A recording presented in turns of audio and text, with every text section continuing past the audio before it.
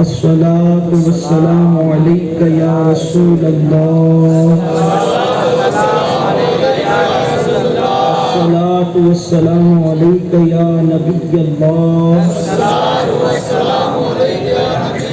الصلاة والسلام عليك يا حبيب الله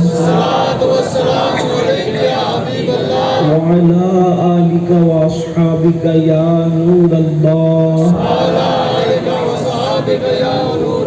صلی اللہ تعالی علیہ وسلم. زمین و زمان تمہارے لیے، مکین و مکان تمہارے لیے، چنین و چنا تمہارے لیے، بنے دو جہاں تمہارے لیے، دہن میں زباں تمہارے لیے، بدن میں ہے جان تمہارے لیے. ہم آئے یہاں تمہارے لیے، اٹھے بھی وہاں تمہارے لیے. جنا میں چمن، چمن میں سمن، سمن میں پھبن، پھبن میں دلہن، سزائے مہن پہ ایسے منن. یہ امن و امان تمہارے لیے. اشارے سے چاند چیر دیا، چھپے ہوئے کھر کو پھیر دیا، گئے ہوئے دن کو عصر کیا. یہ تاب و تمام تمہارے لیے.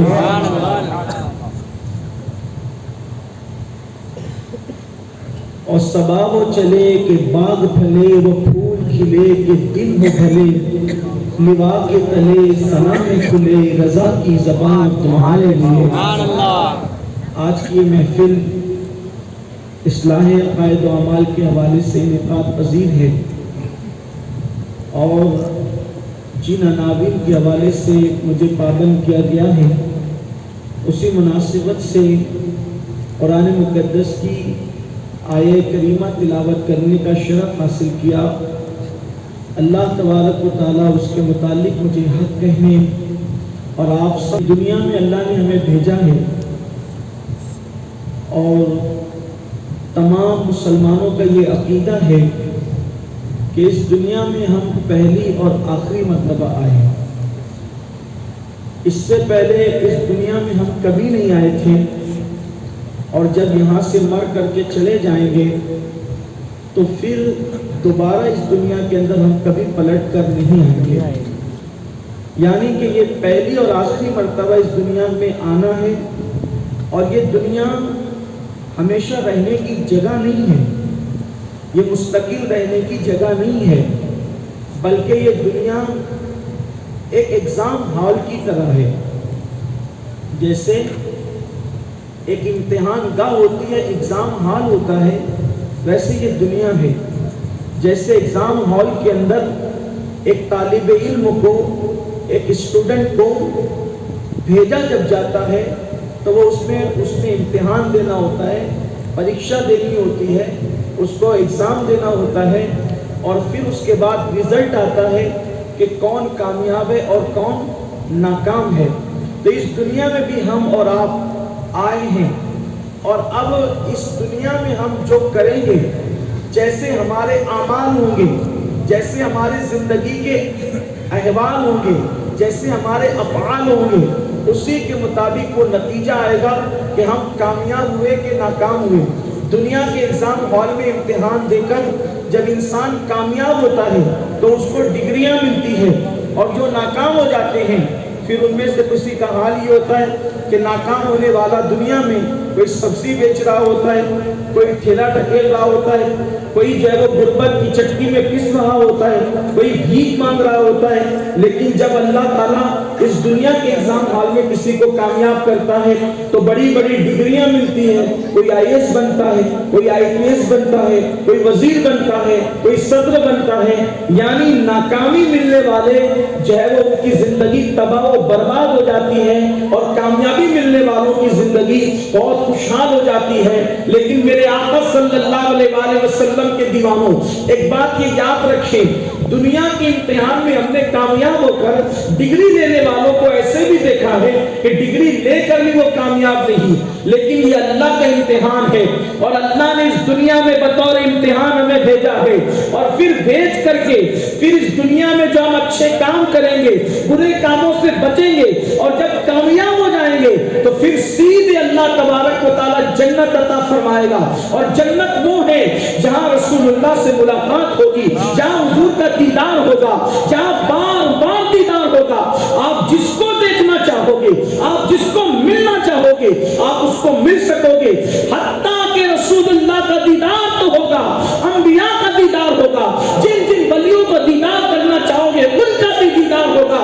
اور سب سے بڑی بات یہ کہ اللہ تبارک و تعالیٰ کا بھی جنت میں دیدار ہوگا. صحابہ نے پوچھا یا رسول اللہ ہم اللہ کا دیدار کیسے کریں گے؟ وہ آقا فرماتے جیسے تم چاند کو دیکھتے ہو ویسے تم خدا کا دیدار کرو گے. لیکن کامیاب کون ہوگا؟ یہ آخرت میں کامیاب کون ہوگا؟ دنیا کی زندگی آخرت کی زندگی کی کامیابی اور ناکامی ہے. یہاں جیسے زندگی گزارو گے, اب کامیاب کون؟ تو قرآن کہتا ہے قد افلح من تزکا. اللہ فرماتا ہے وہ کامیاب ہو گئے, وہ کامیاب ہو گئے جنہوں نے اپنے آپ کے وجود کو, اپنے وجود کو, اپنے آپ کو گناہوں سے پاک کیا, اپنے دامن دل کو گناہوں سے بچایا. وہ کامیاب ہو گئے. پتا چلا آخرت کی کامیابی گناہوں سے پاک ہونے میں ہے, گناہوں سے بچنے میں ہے, گناہوں سے محفوظ ہونے میں ہے. تو جو گناہوں سے بچ گئے وہ کامیاب ہو گئے. اور آج لوگ سمجھتے ہیں کہ فیشن یہ ہے, کامیابی یہ ہے کہ انسان گناہ کرے. مگر یاد رکھنا جہاں گناہ ہے وہاں فنا ہے. جس نے بھی گناہ کیا اللہ نے اس کو ناکام کیا, جس نے بھی گناہ کیا اللہ نے اس کو ذلیل کیا, جس نے بھی گناہ کیا اللہ نے اس کو رسوا کیا. گناہ کیا ہے؟ گناہ کرنے سے سب سے پہلے جو چیز ختم ہوتی ہے, گناہ کرنے سے سب سے پہلے جو چیز رخصت ہوتی, جو چیز چلی جاتی ہے وہ انسان کے دل کا سکون ہے. اب ذرا ہم اپنے ایمان والے دلوں پہ ہاتھ رکھ کر کے سوچیں کہ کتنے لوگ ہیں جن کو سکون ہے. غریب بے چین, مالدار بے چین, ڈگری ہولڈر بے چین, بھوکا بے چین, پیٹ بھرا بے چین, سب بے چین. آپ سوچتے ہو کہ ہر نعمت موجود ہے پھر بے چینی کیوں ہے, پھر بے قراری کیوں ہے؟ یاد رکھنا مچھلی پانی کے لیے, پانی مچھلی کے لیے, یعنی ایک دوسرے کے لیے یہ لازم و ملزوم ہے. یعنی اس کے بغیر مچھلی پانی کے بغیر نہیں رہ سکتی. جس دن مچھلی کو پانی سے الگ کرو گے مچھلی تڑپے گی. تو ایسے انسان پاپ کے لیے پیدا نہیں ہوا, انسان گناہ کے لیے پیدا نہیں ہوا, انسان آوارگی کے لیے پیدا نہیں ہوا. مچھلی پانی کے لیے پیدا ہوئی تو پانی سے الگ ہوتی ہے تو تڑپتی ہے. تو انسان کس کے لیے پیدا ہوا؟ انسان اللہ کی عبادت کے لیے پیدا ہوا. جب انسان عبادت کرنے کی بجائے اللہ کی نافرمانی کرتا ہے تو اللہ اس کو بے چین کر دیتا ہے, بے قرار کر دیتا ہے, اس کے اندر تڑپ پیدا کر دیتا ہے. اور پھر ہم اپنی بے چینی کے ازالے کے لیے, اپنی بے چینیوں کو دور کرنے کے لیے کبھی تعویذ حاصل کرنے کی کوشش کرتے ہیں. بڑی معذرت کے ساتھ میں تعویذ کا مخالف آدمی نہیں ہوں, لیکن گناہ کر کے جن کے دل بے چین ہوئے تعویذ کبھی ان کے دلوں کو سکون نہیں پہنچا سکتا, تعویذ کبھی ان کے دلوں کو قرار نہیں پہنچا سکتا. آج کون سا وہ گناہ ہے جو اپنی زندگی میں موجود نہیں؟ ہم گناہوں کے ڈگر پر چل نہیں رہے ہیں بلکہ ہم گناہوں کے دلدل میں پھنس چکے ہیں. اللہ اکبر. اور پھر اس کا انجام بڑا بھیانک ہے. کون کون سے گناہ کا ذکر کیا جائے اور کتنے گناہوں کا ذکر کیا جائے؟ کون سا وہ انسان ہے جس نے اپنے آپ کو گناہوں سے بچا رکھا ہے؟ بڑی معذرت کے ساتھ جو نیک کہلاتے ہیں وہ بھی گناہوں میں مبتلا ہیں, اور جو گنہگار کہلاتے ہیں ان کے تو گناہوں کا حال ہی کچھ عجیب ہے.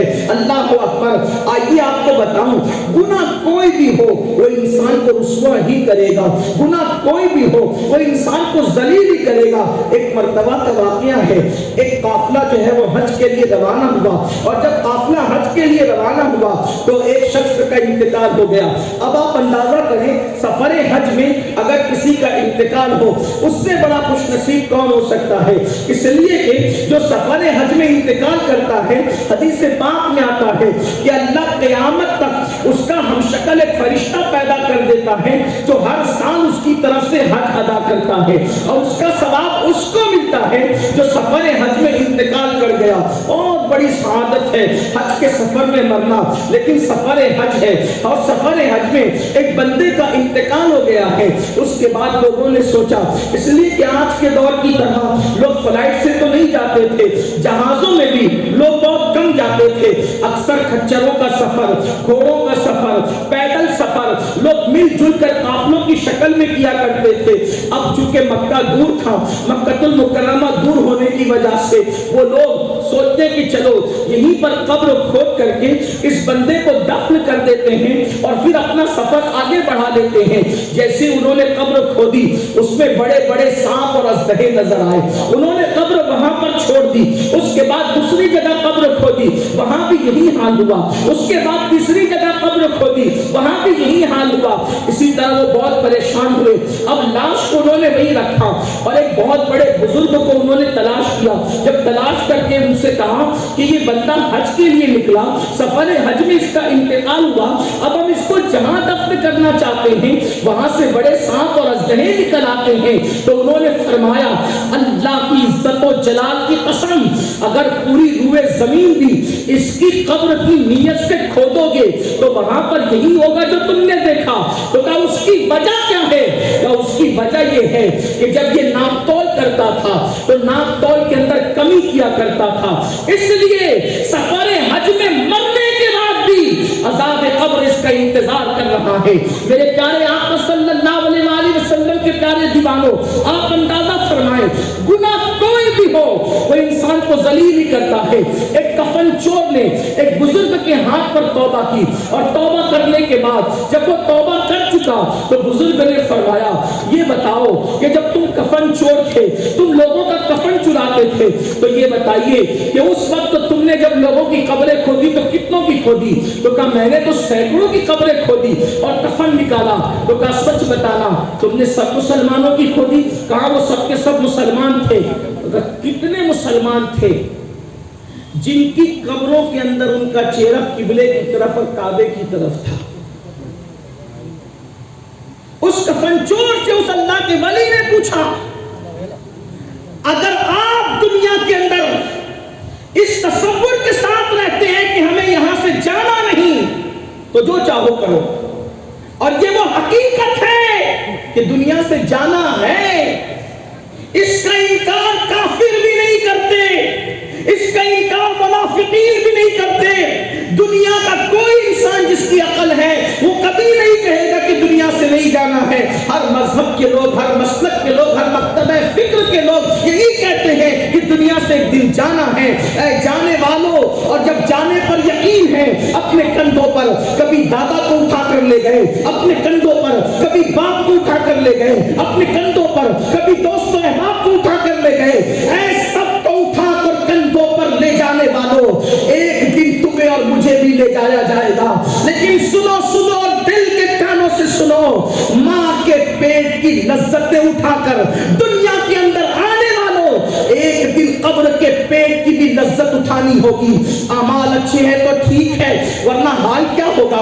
اس قبر میں ایسی نہیں ہے، اس قبر میں اللہ اکبر لائٹ نہیں ہے، اس قبر میں بستر نہیں ہے، اس قبر میں اجالا نہیں ہے. یہ کہانی قصہ نہیں، ابھی آج ہی کے دن کی بات لے لو. احمد آباد میں میں ہوں اور اللہ اکبر دوپہر میں جب ظہر کی نماز کے لیے باہر نکلے ہیں تو اللہ اللہ حالت یہ ہوئی، بلکہ عصر کی نماز کا حال بھی یہی تھا اور ابھی بھی گرم ہوائیں چل رہی ہے، حالانکہ سورج غروب ہونے کو گھنٹوں ہو چکے. میں سوچتا ہوں یا اللہ، جب دنیا کی گرمی کا یہ عالم ہے تو قبر کی گرمی کا عالم کیا ہوگا؟ نہ وہاں پنکھے ہیں، نہ وہاں لائٹ ہے، نہ وہاں اے سی ہے. قبر ٹھنڈی ہوگی کس کی؟ تمہارے خوبصورت چہروں کو دیکھ کر قبر ٹھنڈی نہیں ہوگی، تمہارا نسب دیکھ کر قبر ٹھنڈی نہیں ہوگی، تمہاری ٹھکریاں دیکھ کر قبر ٹھنڈی نہیں ہوگی. ہاں ہاں، جس نے مصطفیٰ جان رحمت کی آنکھوں کو ٹھنڈک پہنچائی ہوگی انہی کی قبریں ٹھنڈی ہوگی.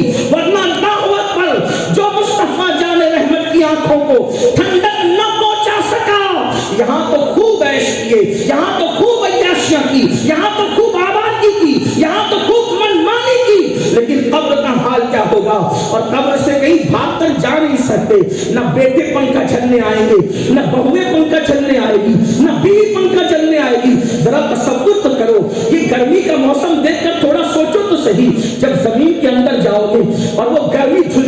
ہوگی، وہ گرمی تڑپا رہی ہوگی، اوپر سے اندھیرا، پھر اللہ کا عذاب، پھر خدا کی ناراضگی، ہمارا حال کیا ہوگا؟ اس لیے اللہ نے موقع دیا ہے، تھوڑا غور تو کرو۔ اس بزرگ نے پوچھا کہ تو نے سینکڑوں لوگوں کے کفن چرائے،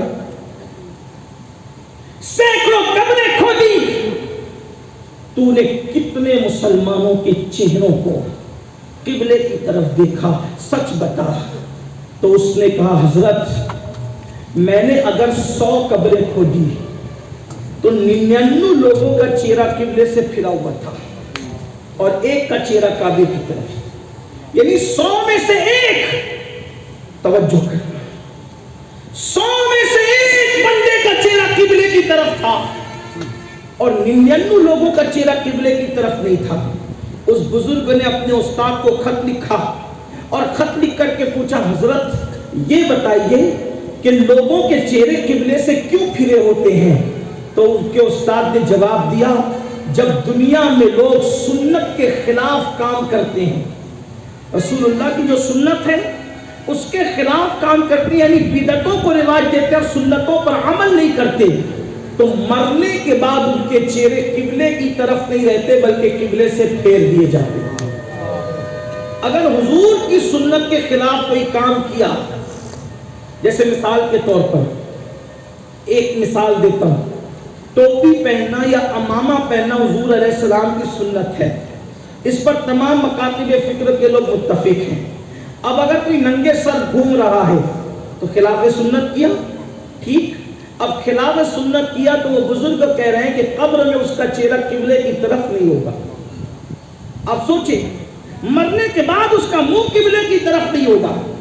اب اور بھی سنتیں آپ لے لیں، اور سنتیں، بہت ساری سنتیں، آپ کو سب پتہ ہے کہ سنتوں کا تذکرہ کیا کریں، لیکن آپ مجھے بتائیں جو سنت کے خلاف عمل کرے قبر میں اس کا چہرہ قبلے کی طرف نہیں ہوگا، تو وہ لوگ جو زنا کے اڈوں کو آباد کرتے ہیں، وہ لوگ جو گندی فلمیں دیکھتے ہیں، وہ لوگ جو اپنے کانوں میں ایئر فون لگا کر گانے سنتے ہیں، وہ لوگ جو سنت کے خلاف کریں تو ان کے چہرے قبلے کی طرف نہیں، وہ لوگ جو فرض پر بھی عمل نہیں کرتے، رمضان شریف میں ان سے روزے رکھے نہیں جاتے، وہ نماز پڑھنے کے لیے مسجدوں میں نہیں آتے، عورتوں کا حال یہ ہے کہ وہ پردے کو اپنے لیے قید سمجھتی ہے، وہ پردے کو اپنے لیے ظلم سمجھتی ہے، وہ پردے کو اپنے لیے زیادتی سمجھتی ہے، وہ پردے کو معاذ اللہ پتہ نہیں اپنے لیے کیا سمجھتی ہے۔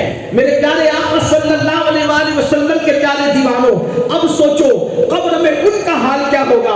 اگر آپ یہ سمجھتے ہیں کہ معاذ اللہ دین سچا نہیں ہے، استغفر اللہ، حالانکہ کوئی مسلمان یہ سوچ نہیں سکتا اور یہ باتیں یوں ہی گڑی ہوئی ہیں، تب تو اسلام سے اس کا تعلق نہیں۔ اور اگر آپ یہ سمجھتے ہیں کہ دین سچا ہے، اسلام سچا ہے، اسلام کی ہر بات صحیح ہے، تو ذرا سوچو نا میرے بھائیوں۔ اور میں اپنی بہنوں سے یہ پوچھنا چاہتا ہوں، اللہ اکبر، سنت مصطفیٰ کو ترک کیا، رسول اعظم کی سنت کو چھوڑ دیا تو قبر میں قبلے کی طرف منہ نہیں رہے گا۔ تو وہ لوگ جو جان بوجھ کر فرائض چھوڑتے ہیں، ہاں ان کو بار بار نماز کی تلقین کی جاتی ہے، لیکن پھر بھی وہ نماز کے لیے نہیں آتے، مسجدوں کے اندر نہیں آتے، ہاں مسجدوں کے پڑوس میں تو رہتے ہیں لیکن مسجد کے اندر نہیں آتے، مسجدوں کے ارد مجھے بتائیں، اللہ اکبر۔ ایک میرا دوست مجھ سے کہہ رہا تھا، دیکھا سید صاحب کہ اب مسلمانوں کے گھر پہ بلڈوزر چل رہے ہیں، اب کیا ہوگا؟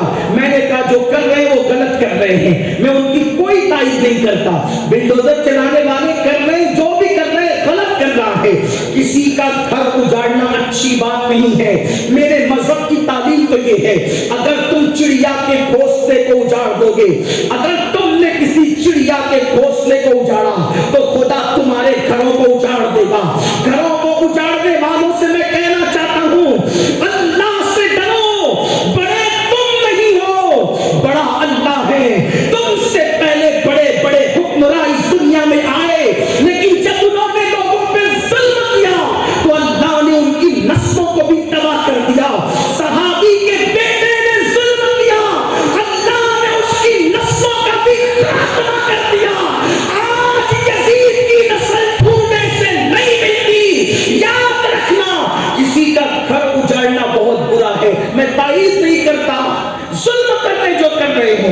لیکن مسلمانوں سے دوسری طرف پلٹ کر کہتا ہوں، تمہارے گھر اجڑ رہے ہیں، تمہارے گھر ویران ہو رہے ہیں تو تمہیں کتنی تکلیف ہو رہی ہے۔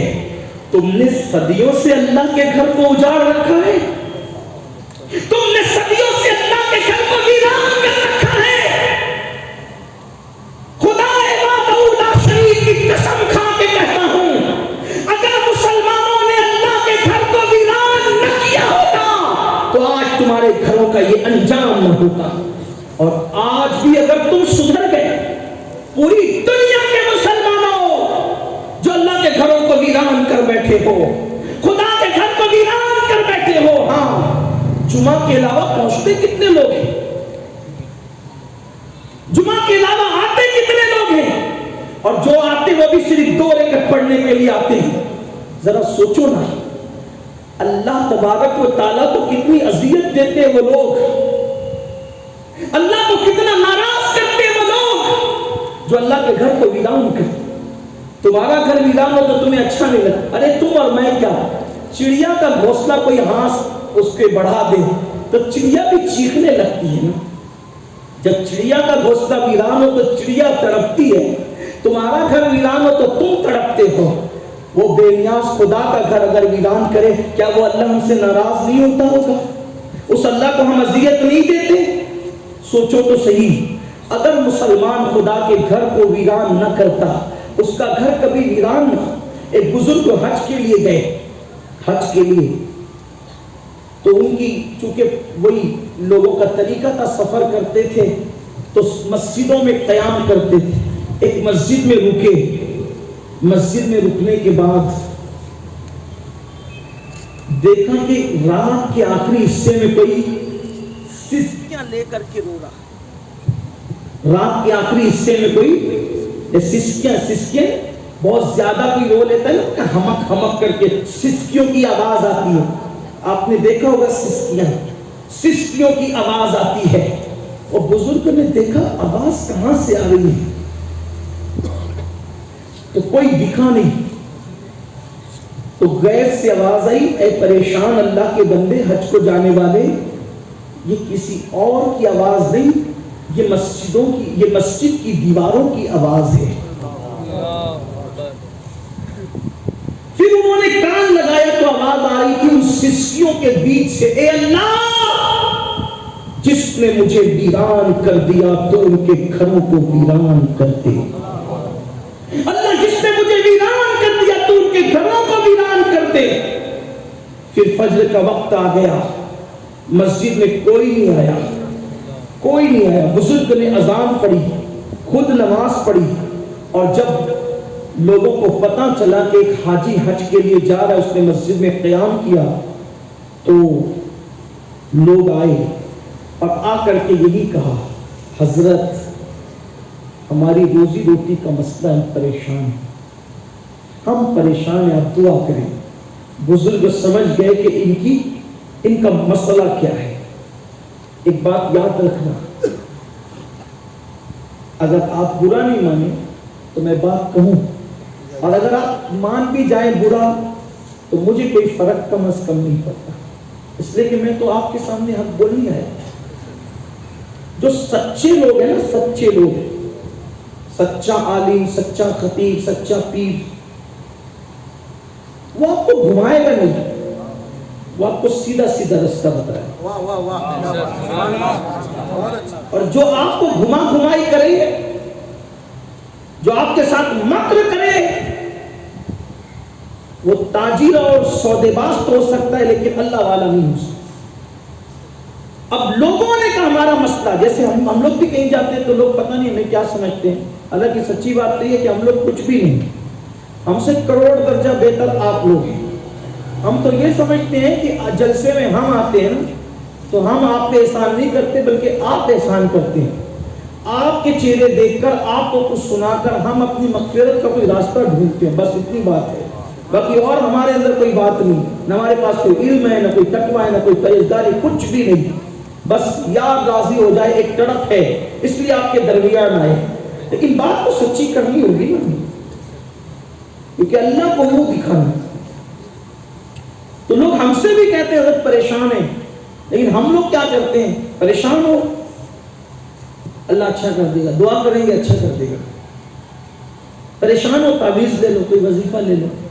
لیکن ایک بات میں آپ سے کہنا چاہتا ہوں بہت سنجیدگی کے ساتھ، آپ نے اپنے جیسے انسان مجھ سے کہا حضرت پریشان ہوں دعا کرے اللہ پریشانی دور کرے، میں کہتا ہوں یہ کوئی یہودیوں کا مذہب تو نہیں نا، یہ کوئی عیسائیوں کا مذہب تو نہیں ہے کہ تیری اللہ سے اچھی جمتی ہے تو ہی بات کر، میں نے کچھ نہیں کرنا، یہ تو بات نہیں۔ ہاں نیکوں سے دعا کرانا چاہیے۔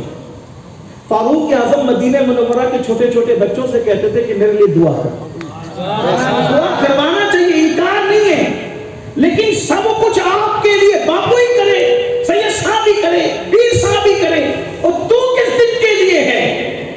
اللہ تیری بھی تو شیخ سے زیادہ قریب ہے، تو کب گر گرائے گا؟ خدا کی عزت کی قسم جس دن مسلمان اپنے مسائل لے کر اللہ کی چوکھٹ میں آنا شروع کرے اور گر گرائے تو اللہ سب کے مسائل کو حل کر دے گا۔ سب کے مسئلوں کا حل اللہ کی بارگاہ میں ہے، صرف اللہ کی بارگاہ میں اپنے مسئلے رکھنا شروع تو کرو، حضور کے وسیلے سے اپنے مسئلے رکھنا شروع کرو، اللہ سب کی سنتا ہے، اللہ سب کی سنتا ہے۔ یہ جو تم دماغ بنا بیٹھے ہو نا کہ میں گنہگار ہوں میں کیوں دعا کروں، میری نہیں سنے گا، یہ کفر ہے، کفر، میری نہیں سنے گا۔ کیوں نہیں سنے گا؟ جب تو وعدہ کر چکا ہے ادعونی استجب لکم، مجھ سے مانگو میں تمہیں عطا کروں گا۔ کوئی قید نہیں لگایا مومن مانگے گا تو دوں گا کافر کو نہیں دوں گا، کوئی قید نہیں لگایا نیک مانگے گا تو دوں گا گنہگار کو نہیں دوں گا، ایسا بالکل نہیں ہے۔ مایوس مت ہونا، مایوسی کفر ہے، یہ سوچ کفر ہے کہ وہ میری نہیں سنتا میری نہیں سنے گا، مایوس مت ہونا، مایوسی کفر ہے، میری بھی سنے گا، کیونکہ وہ جیسے نیکوں کا خدا ہے وہ میرا بھی خدا ہے۔ میں تو لوگوں کو کہتا ہوں مانگو اللہ سے، مانگو اللہ سے، اپنا رشتہ مضبوط کرو، اللہ کی چوکھٹ پہ آؤ، اللہ کے در پہ آؤ، اللہ کے یہاں گر گراؤ، لیکن ہاں گھمنڈ کے ساتھ نہ آنا، عبادتوں کے تکبر کے ساتھ نہ آنا۔ جو عبادتوں کے تکبر کے ساتھ آتا ہے توجہ کریں، بس آنے کا سلیقہ سیکھ لو۔ گناہ شیطان سے ہوا، لفظ پیغمبرانہ آدم سے ہوئی، شیطان آیا تو اپنے اعمال کے تکبر کو لے کر آیا، خدا نے لعنت کا توق ڈال کر کے مردود کر کے بھگا دیا۔ آدم آئے تو محمد رسول اللہ کا وسیلہ لے کر آئے، تو مانگنے پہ اللہ نے اس سے بڑے مرتبے کا عمل کے غرور کے ساتھ بتانا، محبوب کا دامن پکڑ کر عمل کے گھمنڈ کے ساتھ بتانا، مصطفیٰ جان رحمت کا عاجزی سے دامن پکڑ لینا، اور خدا کی عزت کی قسم جو ان کا دامن پکڑ لیتا ہے وہ کبھی چھڑایا نہیں کرتے۔ آسیو تھام لو دامن ان کا، یہ نہیں ہاتھ جھٹکنے والے، سن لیو ان سے مدد مانگے جاؤ، بڑے بکتے رہے بکنے والے، اس کو تیرا سا نہ دیکھا نہ سنا، کہتے ہیں اگلے زمانے والے۔ اللہ سے مانگو، اللہ سے اپنے رشتے کو مضبوط کرو، وہ ہم سے 70 ماؤں سے زیادہ پیار کرتا ہے۔ اس کے پاس گر گرا کر تو دیکھو، اس کی چوکھٹ پہ دستک دے کر تو دیکھو، لیکن 12 لوگ آئے تو ہمارا کام ہے کہ صحیح رستہ بتا دینا۔ پھر آپ سے کہتا ہوں خواتین بھی بیٹھی ہوئی، بیٹی کو رشتے نہیں آتے، تعویذ مانگنے سے کی بجائے پھر کہتا ہوں تعویذ کا انکار نہیں کرتا، میں منکر نہیں ہوں تعویذ، لیکن تعویذ مانگنے سے پہلے اللہ کی بارگاہ میں ذرا گڑ گڑا کر دیکھو، اپنے گناہوں سے معافی مانگ کے، کیا اس کے یہاں نہیں ہے جو آپ ادھر ادھر بھٹک رہے ہیں؟ آپ مجھے کوئی ایک چیز بتا دے جو اس کے یہاں نہیں ہے، اس کے خزانے میں کیا کمی آپ مجھے بتا دیں، آپ بتائیں نا مجھے کیا کمی ہے۔ کوئی کمی نہیں ہے، وہ اللہ ہے جس نے فقیروں کو بادشاہ بنایا ہے، وہ اللہ ہے جس نے منگتوں کو سلطان بنایا ہے، وہ اللہ ہے جس نے آنکھ ڈھونڈنے والوں کو نبوت عطا کی ہے، وہ اللہ ہے، اللہ اکبر، جس نے عرب کے بوریا نشینوں کو کیسر و کسریٰ کا تاجدار بنایا ہے، وہ اللہ ہے، اللہ اکبر، جس نے یتیموں کو کائنات کی ولایت عطا کی ہے، اور وہ اللہ ہے، اللہ اکبر، جس نے ذلیلوں کو عزتیں عطا کی ہے، وہ اللہ ہے جس نے ذروں کے ریگزاروں کو آفتاب بنایا ہے، وہ اللہ ہے جس نے آندھیوں کو، اللہ اکبر، جو ہے وہ آندھیوں کو لوگوں کے لیے راحتوں کے سامان میں تبدیل کر دیا ہے، وہ اللہ ہے جس نے طوفانوں کو خوشیاں راحتوں کے سامان میں تبدیل کر دیا ہے۔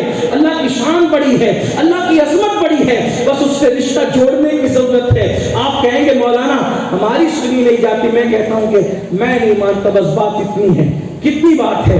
ایک بچہ ہے، توجہ آپ کی میری طرف، ایک بچہ ہے، توجہ آپ کی، خواتین کی، اللہ سب کی سنتا ہے، بات ایک ہی ہے، سنانے والا کوئی چاہیے۔ دیکھو ایک بچہ ہے، کھیل رہا ہے، دودھ پیتا بچہ، اس کو شیر خوار بچہ کہتے ہیں، دودھ پیتا کھیل رہا ہے۔ عورتیں اس کو بہت اچھے سمجھے گی، جن کے گھر میں بچے وہ بھی سمجھیں گے بہت اچھے سے، جن کے امی اللہ دعا کرتا ہوں کہ اللہ پاک انہیں اچھے اولاد عطا کرے، وہ بھی دیکھیں بچہ کھیل رہا ہے، جھنجھنے سے کھیل رہا ہے، موبائل سے کھیل رہا ہے، کسی بھی چیز سے، کیا مچاکڑے سے کھیل رہا ہے، کھلونے سے کھیل رہا ہے، ٹھیک۔ ماں نے دیکھا، توجہ ہٹا لی، کھیل رہا ہے، توجہ ہٹا لی، ذرا روٹیاں ڈال لوں، ذرا کپڑے دھل لوں، مسالہ پیس لوں، کھانا بنا لوں۔ ماں کیوں دور ہے بچے سے؟ کھیل رہا ہے، اس لیے وہ اپنے کام میں لگی ہوئی، بچہ کھیل رہا ہے، سہیلیوں کے ساتھ بیٹھی ہوئی، بچہ کھیل رہا ہے، شوہر کے ساتھ بیٹھی، بچہ کھیل رہا ہے، ساس سے محو گفتگو ہے، بچہ کھیل رہا ہے، ٹھیک، بے فکر ہو گئی بچے سے، بچہ کھیل رہا ہے۔ جب تک بچہ کھیل رہا ہے ماں کی توجہ نہیں ہے، پھر اچانک وہ رونے لگتا ہے، اور دھیرے دھیرے آئیں کیا کرتے رہتا ہے، پھر سوچتی ہے کہ اتنی روٹیاں پکی، تھوڑا سا آٹا بچا ہے، اس کو پورا کر لوں، ابھی وہ تھوڑا تھوڑا رو رہا ہے، ٹھیک، ارے ابھی اتنے کپڑے سب دھل لیے، 4-6 بچے ہیں تو اس کو پورا کر لوں، کب ہلکا پھلکا رو رہا تھا۔ لیکن ایک بچہ جان توڑ توڑ کر روتا ہے، پورا گھر اس کے رونے سے گونج جاتا ہے، تو اب ماں ایک روٹی بھی بچی ہوگی تو اس کو پوری نہیں کرے گی، بلکہ توے پہ روٹی چھوڑے گی، جلتی ہے تو جلے، چھوڑ کے بھاگے گی میرا بچہ۔ ماں متوجہ کب ہوئی؟ جب بچے نے آہو بکا کرنا شروع کیا، جب بچے نے رونا شروع کیا۔ ماں کی توجہ کب ہٹی؟ جب کھیل رہا تھا، کھیلا تو ماں دور ہوئی، کھیلا تو ماں کی توجہ ہٹی، بلا تمثیل، بلا تمثیل، بلا تمثیل، خدا کی رحمتیں ماں سے زیادہ ہم سے پیار کرتی ہیں۔ جیسے بچہ کھیلتا ہے تو ماں توجہ نہیں دیتی، ویسے بندہ کھیلتا ہے تو خدا کی رحمتیں توجہ نہیں دیتی۔ کھیل رہے ہو موبائل گیم، توجہ خدا کی نہیں ہوگی، زنا کے اڈوں پہ جا رہے ہو کھیل رہے ہو، خدا کی رحمتیں متوجہ نہیں ہوگی، شراب کے اڈوں پہ جا کے کھیل رہے ہو، خدا کی رحمتیں متوجہ نہیں ہوگی، نہیں ہوگی، نہیں ہوگی، نہیں ہوگی، کیونکہ کھیلتے ہوئے بچے میں ماں متوجہ نہیں ہوتی، کھیلتے ہوئے بندے پہ خدا کی رحمتیں متوجہ نہیں ہوتی۔ ماں متوجہ کب ہوتی ہے؟ جب بچہ گڑگڑا کے رونے لگتا ہے تو ماں سب چھوڑ کے بھاگ کے بچے کو اٹھا لیتی ہے، بلا تمثیل۔ جب بندہ مصلی پہ گڑگڑانے لگتا ہے تو خدا کی رحمتیں اس کے گناہوں کو نہیں دیکھتی، بلکہ اس کو اٹھا لیا کرتی ہے، جو مانگتا ہے وہ عطا کرتی۔ میری حاجتوں کو میں جتنا گڑ گڑا کر اللہ کی بارگاہ میں پیش کروں گا آپ نہیں کریں گے، اور اللہ کے یہاں جو چیز جتنی گڑ گڑا کر مانگو اس کو گڑ گڑانا پسند ہے، اس کو گڑ گڑانا پسند ہے، اس کو ماننا پسند ہے، اس کو عاجزی کرنا پسند ہے۔ ایک بار بایزید بستامی نے کہا اللہ مجھے ایسا کر دے کہ میں گناہ ہی نہ کروں، ایسا کر دے کہ میں گناہ ہی نہ کروں۔ تو آواز آئی بایزید اگر سب کو بے گناہ معصوم کروں گا تو قیامت میں بخشوں گا کسے؟ وہاں کوئی میری شان بھی تو دیکھے نا کہ میں کیسے پاپیوں کو بخشتا ہوں۔ تو اس کو بخشنا پسند ہے، اس کو دینا پسند ہے، اس کو عطا کرنا پسند ہے، اس کو پکارنا پسند ہے، اس کو آؤ بکا کرنا پسند ہے۔ یہ اللہ والوں کی دعائیں کیوں سنی جاتی ہیں؟ وہ روتے بہت تھے اللہ کے یہاں، فاروق اعظم اتنا روتے ہیں کہ داڑھی تر ہو جاتی ہے، مولا علی اتنا روتے ہیں اور ایسے روتے ہیں، حیرت ہوتی ہے، کتابوں میں لکھا ہے مولا علی ایسے تڑپ تڑپ کے روتے تھے جیسے سانپ کا ڈسا ہوا تڑپ کر روتا ہے، ویسے مولا کائنات اللہ کے لیے روتے ہیں۔ کہاں گیا وہ رونا؟ کھیل رہے ہو نا، اس لیے گھروں پہ بلڈوزر چل رہے، کھیل رہے ہو نا، اس لیے گھروں سے آپ کے دھوئیں نکل رہے، کھیل رہے ہو نا، اسی لیے گھر ویران ہو رہے۔ اور ابھی تو بہت مختصر ہے، بہت کچھ دیکھنا باقی، اگر سدھرو کے لیے تو بہت کچھ دیکھو، کہیں پناہ نہیں ملے گی، کوئی مدد نہیں کرے۔ اگر حالات بدلنا ہے پلٹو اللہ کی طرف۔ اب آپ کہیں گے یار بلڈوزر تو گنہگاروں کے گھر پہ تھوڑی چلتے، نیکوکاروں کے گھر پہ بھی چلتے ہیں، یہی تو بات ہے۔ ایک دن جناب موسیٰ نے کہا اللہ یہ جو تو عذاب بھیجتا ہے تو نیک بھی تو اس کا شکار ہوتے ہیں، توجہ کریں، عذاب بھیجتا ہے تو نیک بھی تو شکار ہوتے ہیں، تو نیکوں پہ کیوں عذاب بھیجتا ہے؟ جب گنہگاروں پہ عذاب کے مستحق تو گنہگار ہے، نیک کیوں اس کا شکار ہوتے ہیں؟ اللہ نے کبھی جواب دیتے ہیں۔ اللہ نے موسیٰ علیہ السلام کے پیر کے نیچے چونٹیاں پیدا کر دی، ایک چونٹی نے موسیٰ علیہ السلام کو کاٹا، جلال میں آئے یوں مارا، سب مر گئی۔ ارشاد ہوا موسیٰ کاٹا تو ایک نے تھا، اتنے سب کیسے مار دیا؟ ایک نے کاٹا سب کو کیوں مارا؟ اس کی مولا مارنا ایک ہی کو چاہتے تھے، اس کے ارد گرد جتنی ضربیں سب مر گئی۔ تو بس یہی حال ہے موسیٰ، ہم تو گنہگاروں پر ہی عذاب بھیجتے ہیں، لیکن پاس میں جو رہنے والے ہوتے ہیں وہ بھی اس کی زد میں آ جاتے ہیں۔ ہر عذاب پانے والا گنہگار نہیں ہوتا، زد میں آ جاتے ہیں، اس کے ارد گرد رہنے کی وجہ سے بات دور نکلی۔ عرض کیا کر رہا تھا کہ وہ حج کو جانے والے بزرگ کے پاس لوگوں نے اپنا مسئلہ رکھا، یہی عرض کر رہا تھا۔ آپ بھول نہ جائیں، میری مجبوری ہے کہ میں تھوڑا سا دائیں بائیں ہو کر کے چلتا ہوں، کیونکہ میں کوئی باضابطہ طور پہ مقرر خطیب نہیں ہوں۔ میری عادت یہ ہے کہ جو دل پر وارد ہو جائے، جو دل میں آ جائے، آپ کو شیئر کر دوں تاکہ اللہ کسی کے دل میں بات اتار دے، بس اتنی بات ہے۔ ورنہ جو لوگ باضابطہ پڑھے لکھے مقرر ہوتے ہیں وہ سیدھا سیدھا چل کے صاف ستھری بات کرتے ہیں، میں تھوڑا دائیں بائیں، تو آپ بھول نہ جایا کریں، تھوڑے میری گفتگو کو آپ اصل گفتگو کو یاد رکھیں۔ مسئلہ پیش کیا حضرت، پریشان بہت ہے، کچھ بتائیں۔ آپ نے فرمایا میں گارنٹی دیتا ہوں۔ دیکھو اس بزرگ نے، اس پیر نے کیا فرمایا؟ میں گارنٹی دیتا ہوں اگر تم نمازی بن جاؤ تمہارے سب مسئلے حل ہو جائیں۔ تو کسی کو بولو نا نمازی بن جاؤ سب مسئلے حل ہو جائیں، لوگ کہنا تو یہ نماز پڑھنے سے کیا ہوتا ہے؟ یہی ہے مطلب، زبان کے سے کلمہ پڑھتے ہو، اندر کیا رکھا ہے مجھے بتاؤ۔ یہ اندر جو بت خانہ بنا رکھا ہے پہلے اس کو پاک کرو، نکالو اس میں سے بدعقیدگی کے بت نکالو، تزلزل کے بت نکالو، تذبذب کے بت نکالو۔ میرے عزیز، نماز کی اہمیت کو ہم سمجھے ہی نہیں۔ جس نماز سے خدا مل سکتا ہے اس نماز سے کیا نہیں مل سکتا؟ خدا ملتا ہے نماز سے، اس لیے کہ اللہ کے رسول نے فرمایا جب بندہ سجدہ کرتا ہے تو خدا اور بندے کے درمیان سے سارے حجابات اٹھا دیے جاتے ہیں۔ ہم حالت سجدہ میں خدا کے سب سے زیادہ قریب ہوتے ہیں، خدا تو ہمارے قریب ہے ہی لیکن ہم اس کے قریب ہو جاتے ہیں۔ تو جس نماز کی بدولت، جس نماز سے خدا مل جاتا ہے، کیا نہیں مل سکتا؟ سب ملے گا۔ تو اس بزرگ نے نصیحت کی، نماز پڑھو، نماز پڑھو گے تمہارے سب مسئلے ہیں، سب کی بات کرنا۔ لیکن یہاں تھوڑا سا اب ان کی گفتگو آگے بڑھانے سے پہلے اپنی گفتگو کروں۔ یہ بات آپ اور لوگوں سے بھی سنتے ہوں گے، نماز پڑھو سب ہوگا، نماز پڑھو سب ہوگا، لیکن پھر آپ سے کہتا ہوں نماز پڑھو تو سب ہوگا نا۔ اور یہ نماز کب پڑھی جائے گی؟ جب پیٹ حرام سے محفوظ ہوگا۔ سود کے دھندے کر رہے ہو اور مسجد کی پہلی صف میں ہو، کوئی نماز نہیں، کوئی نماز نہیں۔ اس لیے کہ اللہ کے رسول علیہ السلام نے فرمایا جس کے پیٹ میں حرام کا ایک لقمہ چلا جائے 40 دن تک اللہ اس کی کوئی عبادت قبول نہیں کرتا، ایک لقمہ۔ اور یہاں تو اتنا کھا رہے ہیں کہ ڈکار بھی نہیں لے رہے حرام کھا کھا کر۔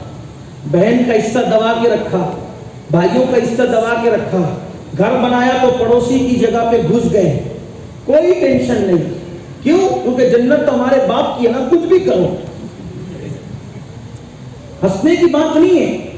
اگر تم نے کسی کی ایک انگلی کے پورے کے برابر بھی جگہ لی نا، جگہ قبضہ کیا، ناجائز قبضہ، انگلی کے اتنے پورے کے برابر، تو اتنے حصے کو نیچے نیچے نیچے نیچے نیچے تحت الثری تک کاٹا جائے گا اور کاٹ کے نکالا جائے گا، اور وہ پورا کے پورا توق بنا کر کے تمہارے گلے میں ڈالا جائے گا۔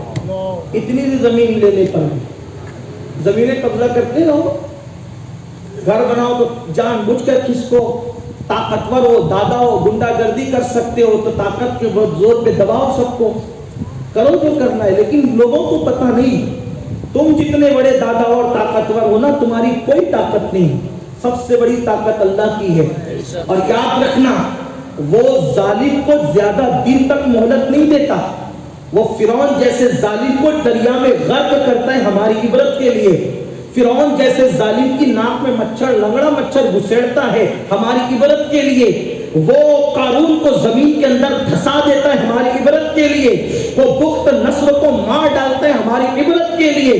شداد نے جنت بنائی تھی، جنت اس کو اپنی خود کی بنائی ہوئی جنت میں جانے سے پہلے اللہ اس کو موت دے دیتا ہے ہماری عبرت کے لیے۔ یہ دنیا میں مت ڈوبو، یہ دنیا کے مکر کا شکار مت ہو جاؤ، اللہ کو مت بھول جاؤ، قدم قدم پر آخرت کو یاد رکھو، قدم قدم پر قبر کو یاد رکھو۔ تو آپ مجھے بتاؤ کون سی نماز ہو رہی ہے؟ آپ کسی کے ساتھ پارٹنرشپ میں دھندا کر رہے، پیسہ لے کے بھاگ گئے، داڑھی بڑی کر لی، آپ اس کے بعد نماز میں پہلی صف میں نظر آ رہے، سفید چمچماتے ہوئے کپڑے، خوبصورت ٹوپی، خوبصورت داڑھی، لیکن جو پیسے لے کے بھاگا تھا تو کہا میں تو توبہ کر چکا۔ ایسی توبہ نہیں ہوتی، پہلے پیسے واپس کرنا پڑے گے پھر توبہ ہوگی، ورنہ رند کے رند رہے، ہاتھ سے جنت میں گئی۔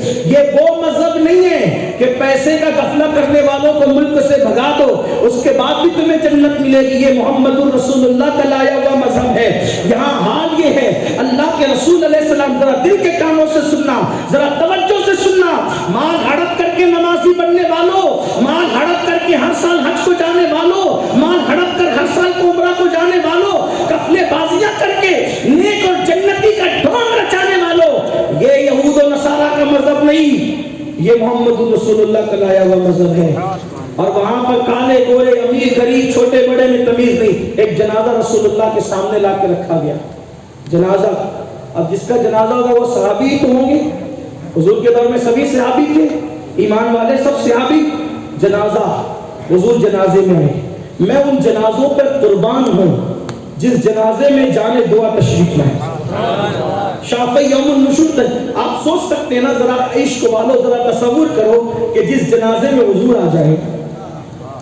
میں نے ایک نعت لکھی ہے، نعتیں تو کئی لکھی ہے، ایک نعت کے 4 مصرے ہیں، اس کا مطلب یہ ہے، تمنا کی تھی، اچانک ایک سفر میں تھا، خوبصورت سفر میں، تو میں نے تمنا کی تھی کہ اگر میں حضور کے دور میں ہوتا تو کیا کرتا اور وہ میرے ساتھ کیا کرتے، تو اس پر ایک کلام آ گیا تھا، باضابطہ کوئی شاعر بھی نہیں، لیکن لکھا تھا کہ خیال آتا ہے دل میں یہ گر ہوا ہوتا، خیال آتا ہے دل میں یہ گر ہوا ہوتا، تمہارے دور میں میں نے جنم لیا ہوتا، تمہارے دور میں میں نے تو جب آپ کے دور میں جنم لیتا تو اب میں کیا کرتا، تو پھر یہ تصور کیا تھا وہ چلتے آگے میری شان دلربائی سے، وہ چلتے آگے میرے شان دلربائی سے، میں پیچھے ان کی سواری کے دوڑتا ہوتا، میں پیچھے ان کی سواری کے، ایسے بہت سی تمنائیں کی تھی، اس میں سے ایک تمنا یہ تھی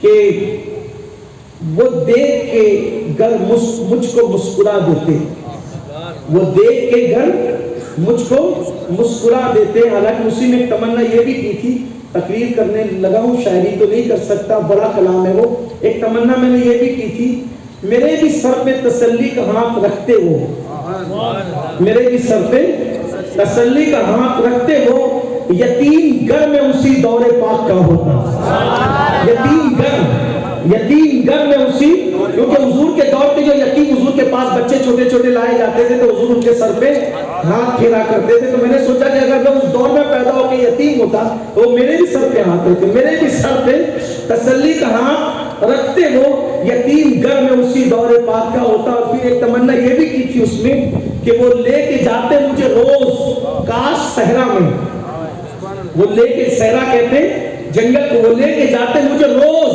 کاش صحرا میں حلیمہ دائی کی بکری ہی بن گیا ہوتا.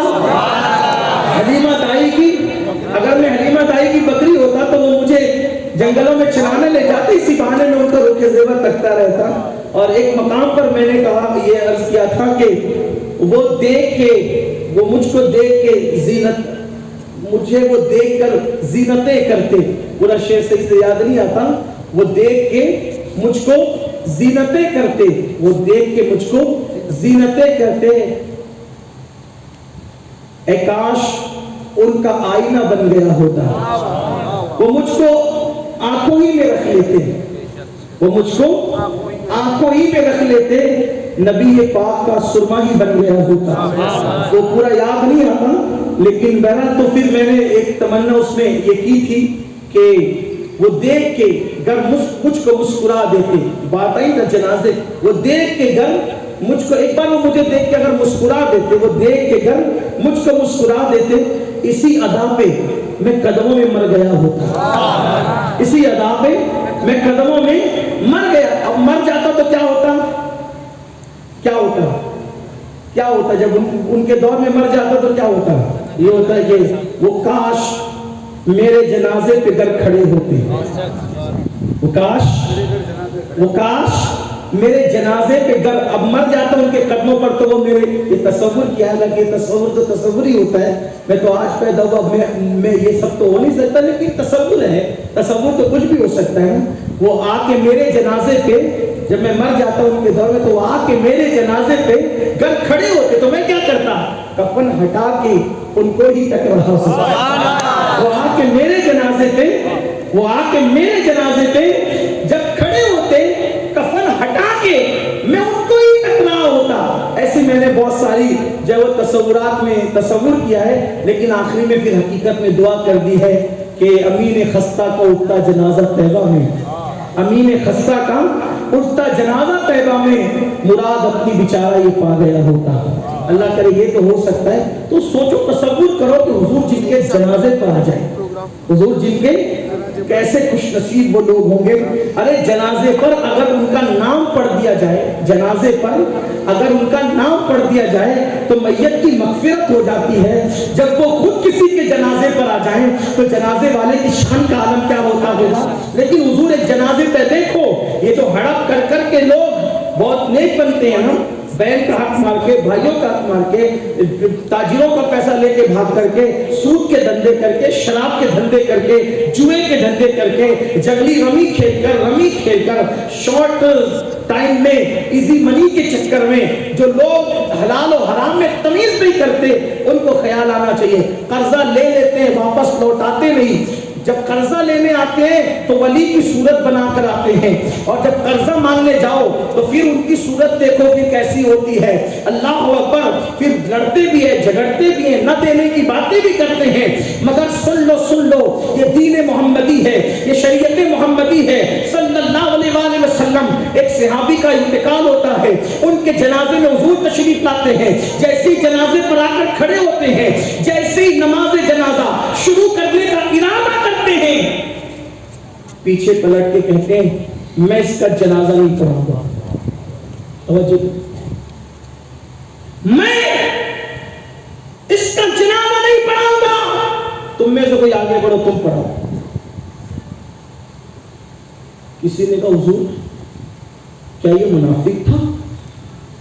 حدیث کو اس کی ترجمانی اور شرح کے ساتھ پیش کر رہا ہوں. کیا یہ منافق تھا اب جنازہ نہیں پڑھا رہے؟ تو جواب آتا ہے اگر منافق ہوتا تو تمہیں کیوں کہتا پڑھا؟ مومن ہی ہے، تم میں سے کوئی پڑھا ہے کیوں؟ اس پہ قرضہ باقی، قرضہ، اور جس پہ قرضہ باقی ہو میں اس کا جنازہ نہیں پڑھا سکتا، تم پڑھا دو. مولا کائنات نے عرض کیا حضور کتنا ہے؟ اتنا. یار سنو، اتنی چھوٹی سی رقم کی وجہ سے یہ اتنی بڑی سعادت سے محروم ہو جائے گا. حضور آپ گواہ ہیں، اللہ گواہ ہے، سارے مومنین گواہ ہیں، اس کا پورا قرضہ ادا کرنے کی ذمہ داری میں اپنے آپ پر لیتا ہوں، لیکن آپ اس کا جنازہ پڑھا دیں. جب مولائے کائنات نے اپنے اوپر ذمہ لیا تب میرے آقا نے ان کا جنازہ پڑھایا. سوچو جس کا قرضہ باقی ہے حضور نے اس کا جنازہ پڑھانے سے بھی انکار کیا. اب آپ مجھے بتائیے نا ہم کیا کر رہے ہیں, کہاں ہے دنیا دنیا دنیا کی لعنت میں مست ہو گئے, دنیا کے لاہو لئی پہ مست ہو گئے. ہمیں نہیں یاد رہا کہ قبر کیا ہے, قبر کے حالات کیا ہیں. اپنے ہاتھوں سے دفن بھی کیا بہتوں کو. بات پھر دور نکلی تو کیا عرض کر رہا تھا, اس بزرگ کے پاس انہوں نے جب مسئلہ رکھا تو انہوں نے فرمایا تم لوگ نماز پڑھو تمہارے سارے معاملات مست ہو جائیں. یعنی نماز پڑھنے کا مطلب پیٹ میں حلال بھی ہو, ہے نا. نماز پڑھنے کا مطلب نماز پڑھنا آتی بھی ہو, وضو کرنا آتا ہو, غسل کرنا آتا ہو. بڑی معذرت کے ساتھ 35 40 سال کے لوگوں کو میں نے دیکھا ان کو وضو کرنا. بلکہ میں کیا عرض کروں, یہ کہتے ہیں نا چپ رہو تو رہا نہیں جاتا, کچھ کہو تو کہاں نہیں جاتا. میں خواجہ فخر الدین چشتی رحمۃ اللہ علیہ کی بارگاہ میں جو غریب نواز سے میرے مرشد کے شہزادے وہاں گیا. ایک مسجد کے امام صاحب میرے ساتھ تھے. فجر کا وقت ہو رہا تھا, میں نے کہا چلو وضو کر لیتے ہیں. میرے بازو میں بیٹھ کے وضو کیا. میں وہ پڑا وضو کرتے کرتے میں نے دیکھا کہ اس کو وضو کرنا نہیں ہے. یہ حال ہے, یہ حال ہے جو ہماری مسجد جو نمازوں کے ذمہ دار ہیں ان کا یہ حال ہے. اب آپ کہیں گے یہ حال کیوں ہے, اس کی بھی ایک وجہ ہے. مینار بناؤ گے 1 کروڑ کا, مینار بناؤ گے, گنبد بناؤ گے 50 لاکھ کا, مسجد بناؤ گے 3 کروڑ کی, اور امام لا کے رکھو گے 5000 کا. وہی ہوگا, وہی ہوگا نا. 5000 میں وہی آئے گا نا جس کو کچھ نہیں آتا. اگر تنخواہ بڑھانے کی بات ہوگی تو سب سے پہلے بخار آئے گا ٹرسٹیوں کو, متولیوں کو. مولانا اتنی کیسے بڑھائیں؟ کیوں بھائی, امام کے بچے کا دل نہیں ہے, امام کی بیوی کا دل نہیں ہے, جو اخراجات تمہارے وہ امام کے نہیں ہیں. اس لیے اب آپ کو اچھے امام نہیں مل رہے ہیں. کام چلاؤ سب معاملہ مل رہا ہے. میں یہ نہیں کہتا کہ سب ایسے ہی ہیں, لیکن اکثر و بیشتر یہ حالات پیدا ہوئے. اچھے امام کی کوالٹی علم ہوگا, ڈگری ہوگی, اس کو مسائل کی معلومات ہوگی, تو وہ کوالٹی آپ کو کب ملے گی؟ جب آپ اس کو اچھی رقم دو گے. آپ ٹیوشن پڑھانے کے لیے اپنے بچے کو بھیجتے ہو تو ہزاروں روپے دیتے ہو, ہے نا. جج کو ہزاروں روپے کی تنخواہ ہے, کسی کو اعتراض نہیں. وکیلوں کو ہزاروں روپے کی تنخواہ ہے, کسی کو اعتراض نہیں. بلکہ گیٹ پر کھڑے رہنے والے چپراسی کو جتنی تنخواہ ہے اتنی تنخواہ اماموں کو بھی نہیں ہے. پھر آپ کو ایسے ملیں گے جنہیں وضو کرنا بھی نہیں آتا, خراب کریں گے آپ کی نمازیں. ایک پنڈے میں پوری دنیا کی دولت رکھو اور ایک پنڈے میں 2 رکعت نماز رکھو, ہے کوئی مقابلہ؟ تو امام بھی تو پڑھے لکھے رکھو, امام بھی تو مسائل کے جاننے والے رکھو, امام بھی تو علم والے رکھو, امام بھی تو صحیح قرآن پڑھنے والے رکھو. آپ کیا سمجھتے ہو امام کا اثر مقتدیوں پہ پڑتا ہے؟ مقتدیوں پر اگر مقتدیوں کی نماز میں کمی ہو, امام کی برکت سے وہ دور کر دی جاتی ہے, قبول کر لی جاتی ہے. لیکن اگر امام کی نماز میں کمی ہو, مقتدیوں کی نماز چاہے جتنی اچھی ہو, امام کی کمی کی وجہ سے پوری جماعت کو رد کر دیا جاتا ہے. امام کا اثر مقتدیوں میں پڑتا ہے. آپ سمجھتے کیا ہو؟ یہ تو فکر بنی نا, کہیں بھی پڑھو, کہیں بھی پڑھو, کہیں بھی پڑھو, اللہ قبول کرنے والا ہے. ارے پھٹی ہوئی نوٹ تیرا فقیر نہیں قبول کرتا, تو نے اللہ کو محتاج سمجھ رکھا ہے. اگر تو پھٹی ہوئی نوٹ دے تو ایک بوڑھی خاتون جو بھکارن ہے, جو ایک بڈھا بھکاری ہے, بچہ بھکاری ہے, کہتے تجھے عقل نہیں ہے, تو یہ ہمیں دھوکہ دے رہا ہے, واپس کر دیتے, منہ پہ پھینک دیتے, تیری بھیک نہیں چاہیے. تو تیری عیبدار نوٹ کو اگر فقیر بھکاری قبول نہیں کرتے تو تیری عیبدار نماز کو وہ قادر و قیوم غیرت والا کیسے قبول کرے گا؟ تم نے اللہ کو محتاج سمجھا. کیا سمجھا اللہ کو؟ قرآن کہتا ہے وما قدر اللہ حق قدری, تم نے اپنے اللہ کا ایسا احترام نہ کیا جیسا احترام کرنے کا حق تھا. آپ کیا سمجھتے ہو پہلے امام مقرر کیا جاتا تھا. امام دلی کی جامع مسجد میں حضرت شاہ جہاں نے جب امام مقرر کرنا ہوا تو باضابطہ طور پر بخارا سے سید کو منگا کر کے بلا کر احترام کی, اور وہ وقت کے بڑے امام تھے، عالم تھے، فقیہ تھے، محدث تھے، ان کو امام بنایا. یعنی جو متقی ہوتا تھا، علم والا ہوتا تھا، جانچ کر دیکھ کر پرکھ کر رکھتے تھے، کیونکہ امام کا اثر مقتدیوں میں پڑتا ہے. کیسے پڑتا ہے بتاؤں؟ فاروق اعظم کے دور میں ایک نوجوان نے ایک لڑکی کے ساتھ پینٹنگ کی، چھیڑ چھاڑ کی. ٹھیک، اس لڑکی کو کہا کہ میرے ساتھ شادی کرے گی. وہ لڑکی تھی بڑی پرہیزگار گھرانے کی. یہ بھی کہتا ہوں گھر کا اثر، ماحول کا اثر پڑتا ہے. بیٹیوں کا اگر سیریل دکھا کے تربیت کرو گے تو کسی کے بھی ساتھ بھاگے گی، ذمہ دار آپ ہی ہیں. خون کے آنسو جو قوم رو رہی نا، بیٹیاں بھاگ رہی. میں نے کہا آج سے 50 سال پہلے ایسا کبھی نہیں تھا. ہاں، یہ لیلا مجنوں کی جو داستان مشہور ہے، جتنی بھی میں نے پڑھا ہے اس پر تھوڑا بہت، لیلا نے کبھی بھی اپنا آپ مجنوں کو نہیں دکھایا. لیلا نے، حالانکہ وہ مجنوں اتنا بڑا عاشق تھا، اس نے بھی کبھی دیکھا نہیں. وہ مر گیا، لیلا بھی مر گئی، لیکن لیلا کو مجنوں کبھی دیکھ نہیں سکا. وہ دکھا، اس نے اپنا آپ کبھی نہیں دکھایا مجنوں. اور نہ دکھانے کی وجہ تھی کہ وہ مجنوں بنا تھا، ورنہ دیکھنے والا بھی کوئی مجنوں بنتا ہے. تڑپ ہوتی کا ہے جب نہ دیکھے تو ہوتی ہے نا دیکھنے والوں کا. تو یہ جو بیٹیاں آج بھاگ رہی ہے نا، قصوروار ہمیں. سیریل دکھا کے پرورش کی، سیدہ فاطمہ کا کردار نہیں پڑھایا. پکچر دکھا کے پرورش کی، خدیجۃ الکبریٰ سیدہ کا کردار نہیں پڑھایا، اماں عائشہ کا کردار نہیں پڑھایا. وہ کیا خواتین تھی. ام المومنین سیدہ عائشہ صدیقہ جب آخرت کو یاد کرتی تھی تو اتنا روتی تھی کہ دوپٹہ اتنا بھیگ جاتا تھا کہ نچوڑنا پڑتا تھا. اور جب نچوڑا جاتا تھا تو آنسو ایسے ٹپکتے تھے جیسے دھلے ہوئے کپڑے سے پانی ٹپکتا ہے. یہ کردار تھا ان خواتین کا. ان خواتین کا صبر بتاؤں. آج بچیاں، کوئی کسی کے گھر کی بچی بھوکی رہتی ہو، ایسا مجھے نہیں لگتا. ایک بھیک مانگنے والی بھکارن بھی اپنے بچوں کو کم سے کم 24 گھنٹے میں ایک بار کھانا تو کھلا دیتی ہے. یہ اتنا تو مجھے پتا ہے. ایک بار، لوگ 3 بار کھاتے ہیں، کوئی 5 بار کھاتا ہے، لیکن کوئی ایک بار بھی کھا لیتا ہے. کوئی بھوکا نہیں سوتا ہے. اس وقت تو حالات ایسے ہیں. لیکن رسول اللہ کے گھر میں 3 مہینے تک چولہے نہیں جلے. ام المومنین سیدہ عائشہ صدیقہ فرماتی ہیں ایک چاند دکھتا تھا وہ ختم ہو جاتا تھا، دوسرا دکھتا تھا وہ ختم ہو جاتا تھا، تیسرا دکھتا تھا وہ ختم ہوتا تھا. حضور کے گھر میں کبھی چولہا نہیں جلا 3 مہینے تک.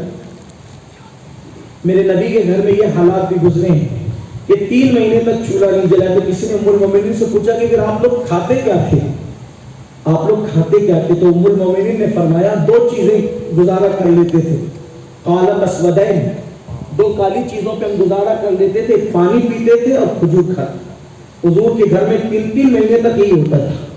اب ایک بات میں بہت سوچتا رہتا تھا، اب بھی طالب علم بچپنے سے سوچتا رہتا تھا جب میں نے یہ پڑھا، یہ سنا کہ حضور کے گھر میں 3 مہینے تک چولہا نہیں جلا، بلکہ ایک بار نہیں کئی بار 3 مہینے تک، کبھی 1 مہینے تک چولہا نہیں جلا، کبھی 3 مہینے تک نہیں جلا، کبھی 3 دن کے فاقے ہوئے. کس کے گھر میں؟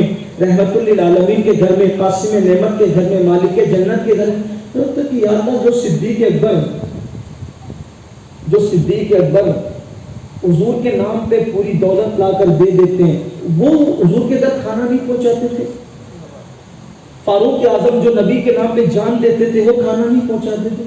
آج اگر کسی سید کو کوئی تکلیف ہو تو پورا محلہ اٹھ کر کے کھڑا ہوتا ہے کہ سید کی مدد کرنا آل رسول ہے. تو 1450 سال کے بعد جب آل رسول کے لیے اتنا احترام ہے تو رسول اللہ کے لیے ان کا کتنا احترام ہوگا. تو وہ کھانا کیوں نہیں پہنچاتے تھے؟ تب میں نے اپنے بہت بڑے بزرگ سے پوچھا کہ حضرت جب 3 مہینے تک کے چولہا نہیں جلتا تھا تو صحابہ کھانا کیوں نہیں پہنچاتے تھے؟ انہوں نے ہنس کے کہا بیٹا ان کو پتا ہوتا تو وہ پہنچاتے نا، ان کو پتا ہوتا تو نہ وہ پہنچاتے نا. حضور کی بیویوں نے اتنا صبر کیا کہ کبھی کسی پڑوسی کو بھی معلوم نہیں ہوا کہ رسول اللہ کے گھر میں چولہا نہیں چلا. اور جب حضور گھر سے نکلتے تھے تو بھوک کا کوئی اثر حضور پر تو کوئی اثر ظاہر بھی نہیں ہونا تھا. لیکن وہ خواتین کبھی کسی عورت کو کسی کو بتاتی نہیں تھی کہ حضور کے گھر میں چولہا نہیں جلا. جب حضور نے پردہ فرما لیا تب حضور کے پردہ فرمانے کے بعد صحابہ کو بتایا کہ جس نبی کا تم کلمہ پڑھتے ہو اس نبی کے گھر میں ایسا بھی وقت گزرا کہ 3 مہینے تک کے چولہا نہیں. تو یہ جو صبر ہے نا، یہ صبر امت المومنین کا صبر.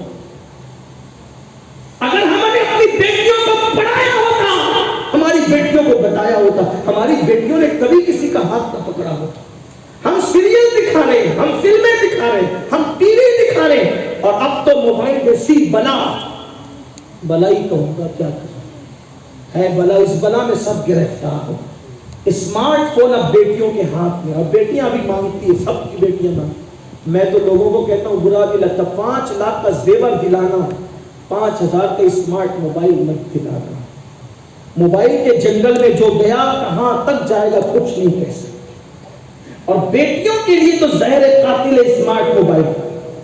اگر ہلکا پھلکا ضرورت کے تحت دلانا پڑے کہ کالنگ سے بات ہو سکتی ہے, کوئی بہت ضرورت ہو تو, ورنہ وہ بھی نہیں. اس لیے کہ عورتوں کے ہاتھ میں تسبیح اچھی ہے. جب میں یہ بات میں نے کی پہلی مرتبہ تو عورتیں بڑی ناراض ہوئی. میں نے کہا میری بہن جو معاملات ہم دیکھ رہے ہیں دنیا کے, اگر تم دیکھ لیتی تو تمہیں بھی پتہ چلتا. ہاں ابھی آپ کو بتاؤں, دوپہری کی بات ہے, میں عیب بیان کرنے نہیں بیٹھا, لیکن میں آپ کو بتا, میں باپو کے گھر میں میرے بڑے بھائی کے گھر مقیم تھا. 2 لوگ آئے, ابھی بچی کا طلاق نہیں ہوا, بچی کا طلاق نہیں ہوا, اور ایک جگہ پہ رشتہ طے ہو چکا ہے. یہ تمہارے معاشرے کی صورتحال ہے, یہ معاشرے کی صورت ہے. اور جو یہ مسئلہ لے کر آئے تھے, دونوں کے چہرے پہ ماشاءاللہ داڑھی تھی, دونوں کے سر پہ ٹوپی تھی, دونوں 5 وقت کا نمازی تھے. کہہ کیا رہے تھے, یہ لڑکی کھلا لے لے. اور اچھا کون آیا تھا پتہ ہے, جس لڑکے کے ساتھ شادی ہونی ہے دوسری, اس کا باپ آیا تھا کہ لڑکی کھلا لے لے. آپ مجھے بتائیں, تب میں نے کہا کہ شرم تو کرو کچھ. عدت کی حالت میں بھی لڑکی کو نکاح کا پیغام دینا اسلام منع کرتا ہے, اور وہاں طلاق نہیں ہوا, تم ایک رشتہ طے کر چکے. یہ صورتحال ہے اپنے معاشرے کی. پھر سماج کیوں تباہ نہیں ہوگا, کیوں بربادی نہیں آئے گی, گردنوں پر تلواریں کیوں نہیں لٹکے گی, کیوں مصیبتیں دروازوں پہ دستک نہیں دے گی. جہالت کی وادیوں میں ڈوب گئے, اللہ اس کے رسول کی شریعت کا خود مذاق اڑا رہے ہو. بیٹیوں کو ہم نے اتنا آوارہ گردی پر اتار دیا, فکر نہیں ہے ہمیں. خدا کے لیے اپنی بچیوں کی تربیت کرو. یہ صورتحال موبائل کی وجہ سے, انٹرنیٹ کی وجہ سے, عریانیت کی وجہ سے, بے پردگی کی وجہ سے, فحاشی کی وجہ سے یہ سب کچھ ہو رہا. تو اس وہ لڑکی بڑی نیک تھی, پرہیزگار تھی, امام کا سر مقتدیوں پہ پڑتا ہے, بات نہیں کر رہا تھا. جب اس لڑکے نے کہا نا میرے ساتھ شادی کرو گی, اس نے کہا سوچوں گی, لیکن ایک شرط ہے. شرط کیا ہے؟ کہا وہ مسجد نبوی کے جو ہمارے امام ہیں نا, امیر المومنین, غیظ المنافقین, امام المجاہدین, امام المشاہدین فی رب العالمین, حضرت سیدنا خلیفہ دوم عمر بن خطاب جانشین رسول. شرط ہے, انہیں شادی کا پیغام دیا, میں سوچوں گی. شرط ہے 40 دن تک با جماعت تجھے ان کے پیچھے نماز پڑھنی ہوگی. کس کے پیچھے؟ فاروق اعظم کے پیچھے. ہائے ہائے, جس نے رسول اللہ کے پیچھے ساری زندگی نمازیں پڑھی, جس نے ڈائریکٹ نبی سے قرآن سیکھا, اس عمر کے پیچھے تمہیں نماز پڑھنی ہوگی 40 دن تک. تم کہیں اور بھی پڑھ لیتے ہوں گے, لیکن اگر مجھ سے شادی کرنا ہے, میری محبت کی بات کرتے تو عمر کے پیچھے 40 دن تک نماز پڑھو. اس نے کہا بہت آسان شرط ہے. اس دور کے نوجوان کے لیے تو آسان ہی بات تھی نا, کیونکہ جب تارے توڑ کے لا سکتے ہیں کسی سے شادی کرنے کے لیے آسمان کے, کوئی نئی دنیا بسانے کی بات کرتے ہیں, آسمان پہ لے جانے کی بات کرتے ہیں, ہواؤں میں اڑانے کی بات کرتے, تو نماز تو آسان ہی چیز تھی نا, بہت آسان سی چیز تھی. تو کہ ٹھیک ہے پڑھ لیں گے. 1 دن پڑھا, 2 دن پڑھا, 3 دن پڑھا, 4 دن پڑھا, 39 دن ہوئے. جب 40واں دن آیا, 40 دن بھی گیا, 41واں بھی, 42واں بھی, تو اس نے اپنی کنیز بھیجی. اس سے کہو نا ہمیں بھول تو نہیں گئے, تم تو شادی کرنے آئے تھے, ہم نے 40 دن کی پابندی لگائی, اب تو دن اور بڑھ چکے. تو کہا ان سے کہنا کہ اب ہمیں تمہاری کوئی حاجت نہ رہی, عمر کے پیچھے نماز پڑھنے سے میرا دل بدل چکا ہے, وہ تو یار کی محبت سے بھر چکا ہے. امام کا اثر یہ پڑتا ہے مقتدیوں کا. یہ جو کہتے ہیں نا کہیں بھی پڑھ لو, یہ جو کہیں بھی پڑھ لو, تو پڑھتے رہو, کہیں بھی پڑھتے رہو. پھر جب مریں گے تو تب دیکھنا کہ نام اعمال تو خالی ہی خالی ہے. آپ بھی نماز سیکھو. پھر بات اب ختم کرنے لگا ہوں, ٹائم مکمل ہو رہا ہے. کہ اس بزرگ نے, اس پیر صاحب نے کہا کہ نماز پڑھو, سارے معاملات تمہارے درست ہو جائیں گے. سارے مسائل ختم. میں بھی کہتا ہوں, میں کوئی پیر صاحب نہیں ہوں لیکن کہتا ہوں نماز پڑھو, انشاءاللہ سب مسائل حل ہو جائیں گے. نماز ایسی پڑھو جیسے پڑھنے کا حکم ہے. کچھ لوگ تو ایسی پڑھتے ہیں کہ ان کے ہونٹ بھی نہیں ہلتے, جو ہونٹ بھی نہیں ہلتے نا وہ نماز سوچتے ہیں, وہ نماز پڑھتے نہیں. اللہ نے نماز سوچنے کا حکم نہیں دیا, نماز پڑھنے کا حکم. اور پڑھنے کی تعریف شرع شریف میں یہ ہے کہ اتنی آواز سے پڑھے کہ اگر کوئی چیز مانے نہ ہو تو تیری آواز کم از کم تیرے کان تک پہنچے, اتنی آواز تو آنی چاہیے. ہاں, اس کو کہتے ہیں پڑھنا. لیکن پوری نماز میں ہونٹ بند رہتے ہیں, ہے نا, یہ سب ہوتا ہے. اس کا مطلب یہی ہے سیکھا نہیں نماز کو.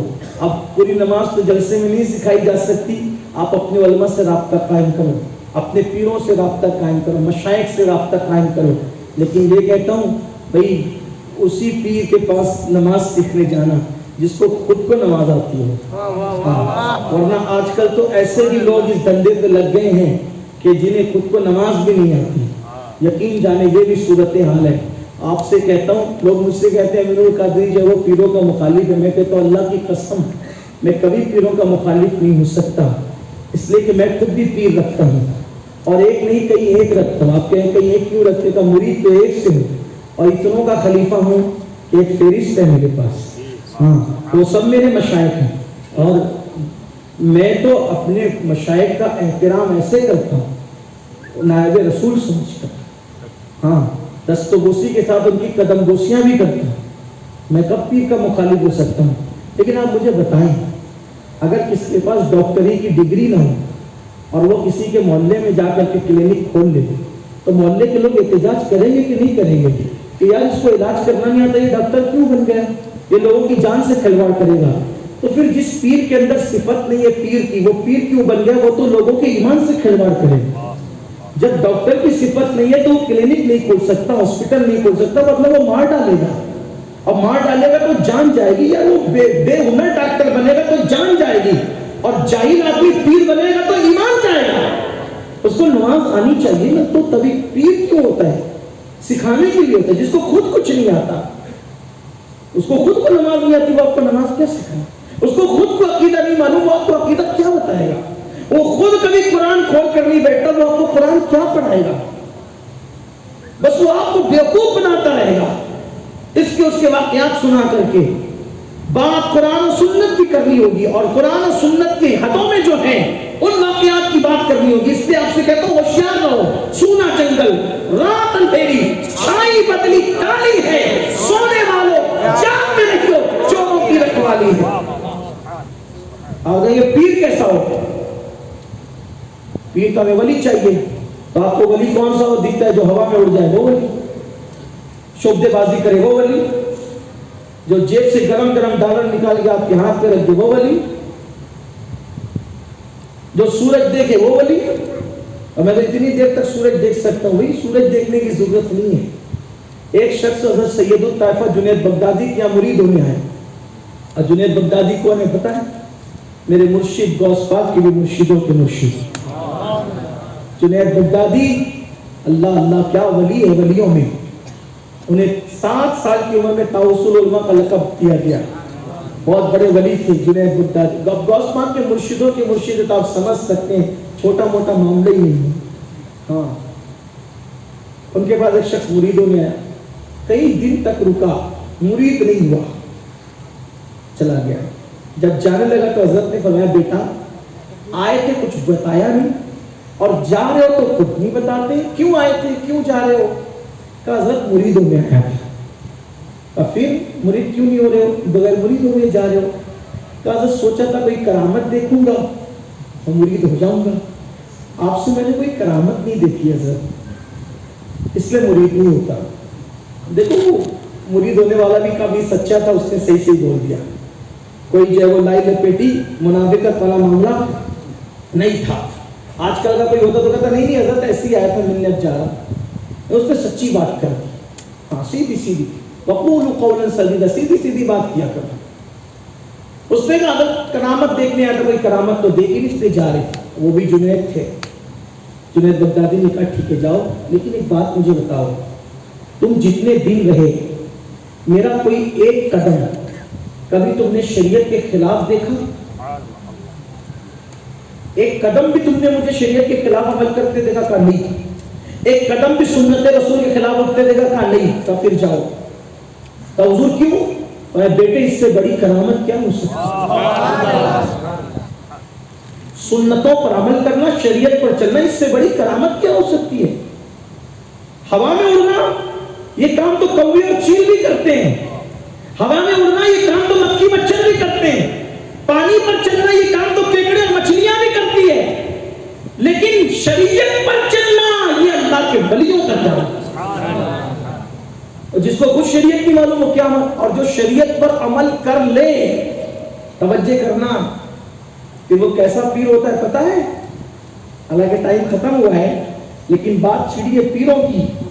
ہاں، کیسا پیر ہوتا ہے پتہ ہے؟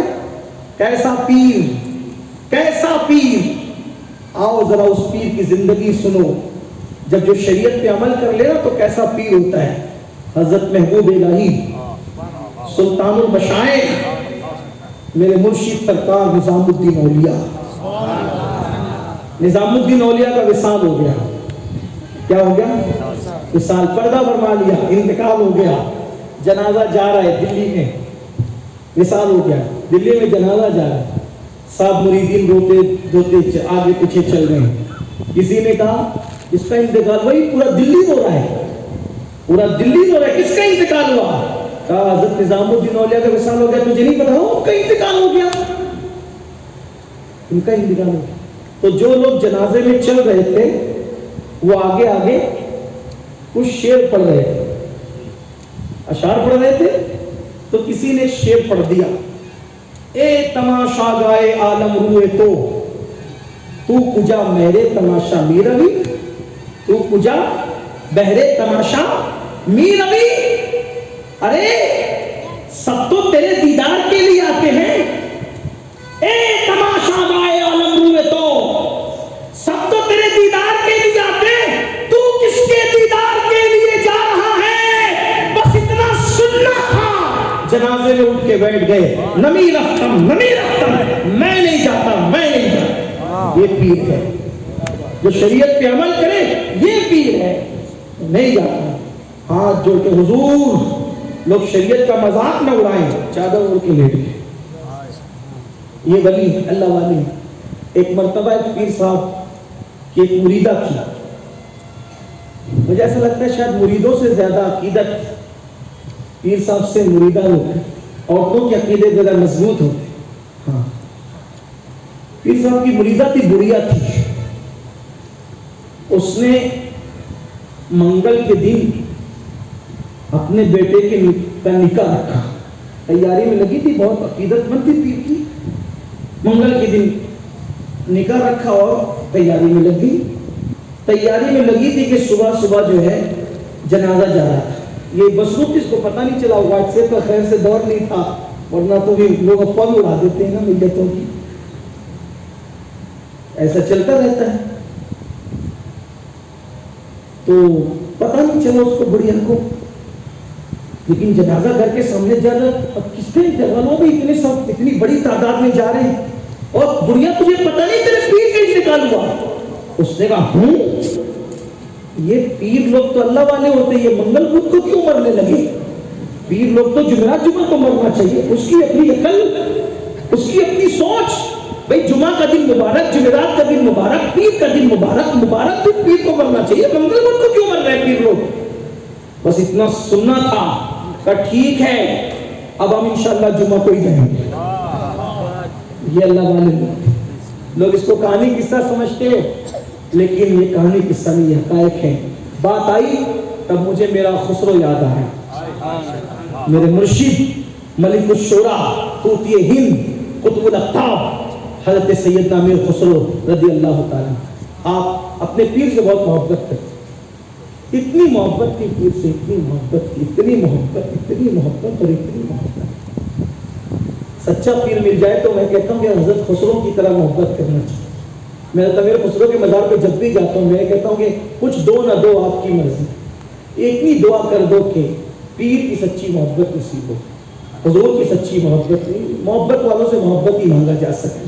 تو بہت محبت کی پیر سے، اتنی کہ بیان نہیں کی. حضرت محبوب الہی کہتے تھے مرید ہونا سیکھنا ہے تو خسرو سے سیکھ. پیر کے وصال کے بعد پیر کے مزار پہ بیٹھ گئے، اٹھ کے کہیں نہیں گئے سوائے نماز کے، اور پھر چند ہی مہینوں میں وصال ہو گئی. چند مہینوں میں پیر کا وصال ہوا 11ویں شریف میں، اور امیر خسرو رضی اللہ عنہ کا وصال ہوا شوال المکرم. شوال میں ان کا وصال، اور حضرت پیر و مرشد محبوب الہی کا وصال 11ویں شریف. اتنا ہی فرق ہے بس. 11ویں کے بعد لیں، 11ویں کے بعد جمادی الاولیٰ، جمادی الاخر، رجب، شعبان، رمضان، اور 6 مہینے کے اندر وصال ہو. یعنی یہ بھی انہوں نے حضور کی محبوب شہزادی کی سنت گویا کی ادا کی. حضور کے خاندان میں 6 مہینے کے بعد سب سے پہلے جس کا وصال ہوا وہ سیدہ کائنات سیدہ فاطمہ الزہرا، اور محبوب الہی کے مریدوں میں 6 مہینہ گزارا اور پھر وصال ہوا، انتقال ہوا. تو چادر ڈالی ہوئی تھی، آپ لیٹے ہوئے. دلی کے کچھ بڑے بڑے علماء انہوں نے کہا چلو بھائی خسرو کا انتقال ہو گیا، چل کے خسرو کی مغفرت کی دعا کریں. ان کے پاس چلیں گے اور مغفرت کی دعا کریں گے، کیونکہ خسرو شاعر تھے، بادشاہوں کی شان میں بھی شعر لکھ دیے، تو اس کی مغفرت کی دعا کر لیتے کہ اللہ اس کو معاف کر. آئے وہ لوگ، وہ جو علماء تھے وہ علماء ظواہر میں سے تھے، یعنی ظاہری علماء میں سے. آئے بیٹھے، اللہ خسرو کو معاف کر دے. اس نے دنیا کے لوگوں کے لیے شعر لکھے. اٹھ کے بیٹھ گئے، کہو تو نے میرے لیے مغفرت کی دعا نہیں کرنا، کیونکہ تیری مغفرت کی دعا سے جنت میں جاؤں تو محبوب الہی جیسا پیر کیا کرے گا. یہ پیر پر یقین، پیر ایسے مرید، یہ شان تھی. تو بہرحال بات پھر دور نکلی اور اب بات اختتام کو پہنچتی ہے کہ اس پیر نے، اس بزرگ نے، جب لوگوں نے اپنے مسائل رکھے کہ حضرت بہت پریشان ہے، روزی ہے، یہ ہے، وہ ہے، کیا تھا؟ نماز پڑھو. کیا کرو؟ نماز پڑھو سے مسئلہ. انہوں نے ایک بات بتائی. اس دور کے لوگ بھی تھے ایسے کہ بڑے بزرگ لوگ جو کہہ دیتے تھے وہ گانٹ باندھ لیتے تھے. ان کو احساس ہوا ہم نے مسجد میں مؤذن نہیں رکھا، امام نہیں رکھا، نماز نہیں، سب دھول گرد غبار سب. حضرت کہنے، حضرت وعدہ کر کے نماز پڑھیں. وہ حج کو گئے. حج کو جانے کے بعد جب کئی مہینے کے بعد واپس آئے تو مسجد میں آئے تو دیکھا کہ اذان ہو گئی ہے. ادھر اذان ہوتی ہے پوری مسجد بھر جاتی ہے. لوگوں سے ملے، لوگوں نے کہا حضرت آپ نے جو نسخہ بتایا تھا عمل کیا، بہت کامیابی نصیب ہوئی. تو پھر وہ رات کو مسجد میں رکے. جب رات آخری آنے لگی تو آواز آ رہی تھی کہ اللہ جس نے مجھے آباد کیا تو ان کے گھروں کو آباد کر. اللہ جس نے مجھے آباد کیا تو ان کے گھروں کو آباد کر دے. بزرگوں نے سجدہ شکر ادا کیا اور سمجھ گئے کہ یہ جتنی باغ و بہار پورے علاقے میں نظر آ رہی ہے اس سجدوں کی برکت ہے. آؤ میرے بھائیوں، ہم بھی سجدے کے پابند بنیں، عبادت کے پابند بنیں. اللہ تعالیٰ ہم سب کو توفیق عطا فرمائے. گفتگو کے درمیان اگر کوئی غلطی ہو اللہ تعالیٰ معاف فرمائے. استغفر اللہ ربی من کل ذنب واتوب الیہ وما علینا الا البلاغ. السلام علیکم ورحمۃ اللہ.